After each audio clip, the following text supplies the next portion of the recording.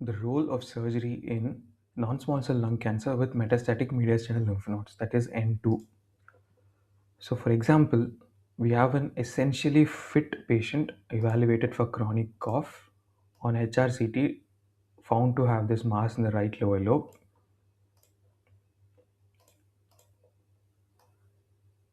He has two mediastinal lymph nodes. This is a right lower paratracheal station 4R lymph node, and this is a station 7 subcarinal lymph node. So, by the AJCC 9th edition, there are two lymph nodes in mediastinum. Multistation N2 becomes N2B. Adenocarcinoma, non-metastatic, invasive mediastinal staging with an EBUS shows two discrete lymph nodes, both station 4R and 7 metastatic. Functional evaluation wise, is extremely fit. So we have a fit patient with good lungs with a non-metastatic adenocarcinoma of right lower lobe that is staged as T3 N2B. T3 because of size and N2B because of multistation N2. Generally, non-metastatic locally advanced cancers we tend to treat with neo-adjuvant therapy followed by reassessment for surgery. How is lung cancer management different? Should this patient be considered for this neo-adjuvant therapy followed by surgery or definitive chemoradiation? Is what we are trying to answer in this video. A few years ago, this answer to this question was very simple, that we have seen time and again in our previous videos. N2 was always stage 3, was always chemoradiation.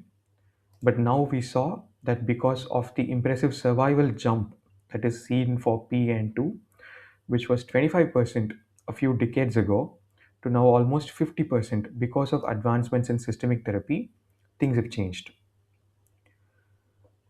Now, the randomized control trials in the past, which evaluated the role of surgery in N2, were all negative.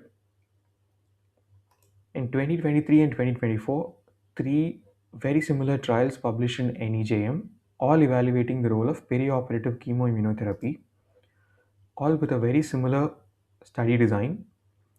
So these are the early stage cancers which are treated with upfront surgery. So these are the locally advanced cancers. This is the 8th edition when the N2 had not been split into N2A and N2B. So these trials evaluated these patients, and all the three trials had a fair number of patients with N2 disease. All three trials excluded patients with targetable EGFR or ALK mutations. Arm 1 was platinum based chemo plus immuno, that is chemo immuno surgery immuno consolidation. Arm B was chemotherapy alone. As expected, all the three trials almost showed uniform results, extremely good survival outcomes and PCR rates in the arm which received chemoimmuno. Please remember that these trials did not compare chemoimmunotherapy with definitive chemoradiation. This was the treatment for N2 disease in the past. None of these trials compared the existing standard of care of definitive chemoradiation with the experimental arm of chemoimmunotherapy and said chemoimmunotherapy is better. Very important to remember that all these trials just showed that chemoimmunotherapy is better than chemotherapy alone. But what has actually happened is the survival outcomes that were seen in these trials in the chemoimmuno arm were extremely good.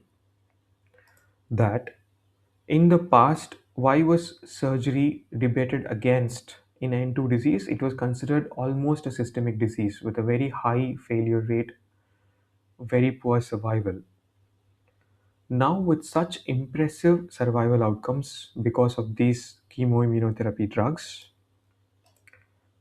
it is believed that surgical resection can be offered. It is reasonable even with N2. Especially in Checkmate 77T, though the OS data is yet to mature, patients who underwent successful resection of multistation N2 disease had almost equivalent survival compared to patients who underwent successful resection of single station N2 disease. expanding the indication for surgery even in multi-station N2. So, what do the guidelines and expert consensus say about the role of surgery in N2 lung cancer today? The NCCN states that definitive chemoradiation is the category 1 recommendation, and this can be consolidated with either immuno or a TKI based on the mutation status. But there is another pathway where the patients may be considered for a neo-adjuvant systemic therapy followed by a reassessment for surgery, especially if the patients are fit and have a non-bulky single station N2 disease, that is an N2A, and most importantly requiring only lobectomy, not a pneumonectomy or an extended surgery like a lobectomy with chest wall resection, a lobectomy with a pericardial resection. So T3 can be, so T1 to T3, T3 can be just because of size, like our patient, our example, or it can be because of chest wall invasion. So they cannot be put in the same basket. So N2A non-bulky disease requiring only lobectomy, that is the primary is by primary requires only lobectomy in a fit patient, they may be considered for this arm, that is a neoadjuvant or a perioperative chemoimmunotherapy followed by a reassessment. The same NCCN sent out a questionnaire to all its member institutions, expert institutions, asking when will they consider surgery for N2 disease, categorized as 4: N2A, that is non-bulky, single station non-bulky, almost no, not almost 100% will consider surgery after a neoadjuvant therapy. N2A disease, but that is bulky, 76%. This is our example where non-bulky but multi-station N2B.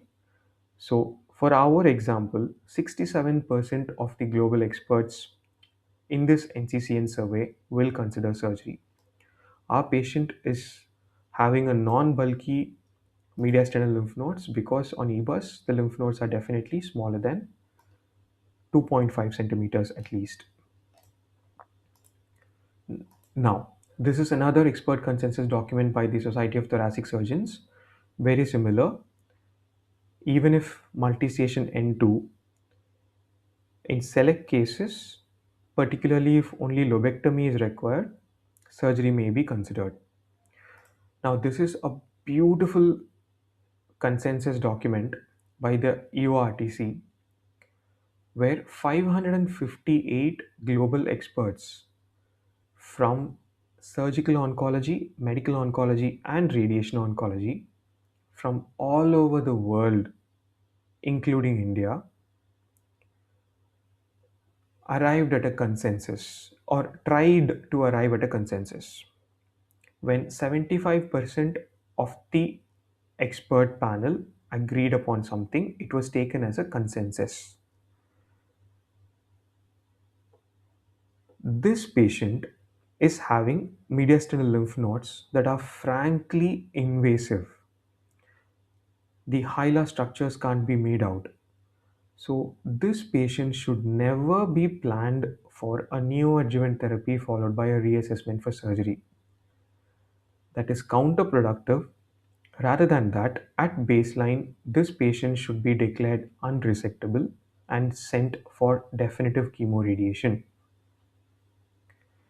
Also, in this questionnaire, we see only the N status was taken into account, whereas here, whereas in reality, it is always T plus N plus a lot of other factors. So our patient had a T3 tumor because of the size. Our patient fits here, but T3 can also be because of invasion or satellite nodules in the same lung.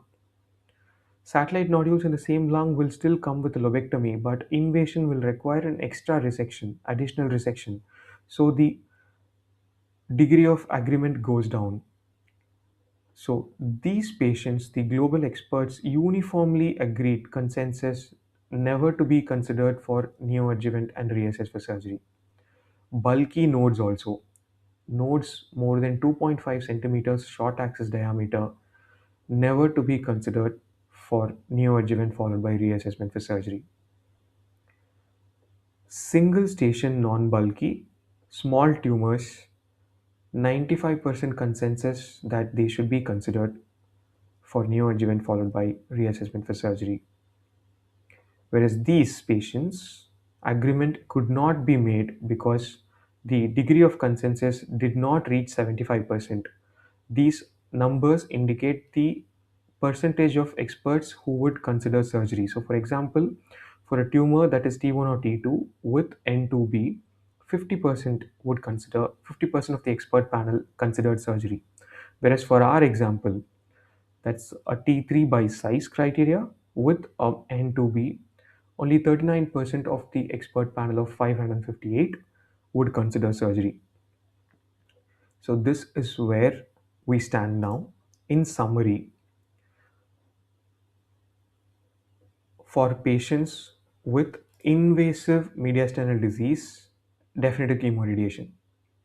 For patients with bulky mediastinal lymph nodes that are more than 2.5 centimeters short axis diameter, definitive chemoradiation. For patients with non-invasive, non-bulky mediastinal lymph nodes that can either be single station or multi-station, a decision is taken at the baseline in an MDT whether this patient will ever come up for surgery. Resectability is not just anatomical resectability, it's the tumor factor plus the node factor plus the lung plus the patients plus the cost of treatment, surgeon's confidence, institutional beliefs and resources, most important of all, patient preference. If the patient does not want surgery, there's no use of this whole video of 15 minutes. We are just definitely giving chemoradiation. So, after all these are taken into consideration, a decision is taken. And if the patient is deemed to have a resectable or a potentially resectable N2 non-small cell lung cancer, we have two options ahead of us. The rock solid time tested option that continues to be the category 1 recommendation in NCCN is definitive chemoradiation. But this is also an option. The patients may be considered for a neoadjuvant chemoimmunotherapy followed by a reassessment. The ideal patients are single station, non bulky lymph nodes, requiring only lobectomy in a fit patient, and most importantly, this EGFR and ALK wild type. This is the difficult part. This is where it gets difficult for the surgical oncology residents. If you take all the guidelines, patients without driver mutations, that is EGFR and ALK wild type, non mutated, are the population that are being considered for this neoadjuvant chemoimmuno followed by surgery. All these three trials excluded patients with EGFR or ALK targetable mutations. Why is this difference? Let's forget N2 nodes. Let's take up this simple case: a fit patient, a T3 tumor because of size and invasion of chest wall, N1 lymph nodes, thorough mediastinal staging has been done, no mediastinal lymph nodes at all. So this is a non-metastatic, non-N2, locally advanced lung cancer.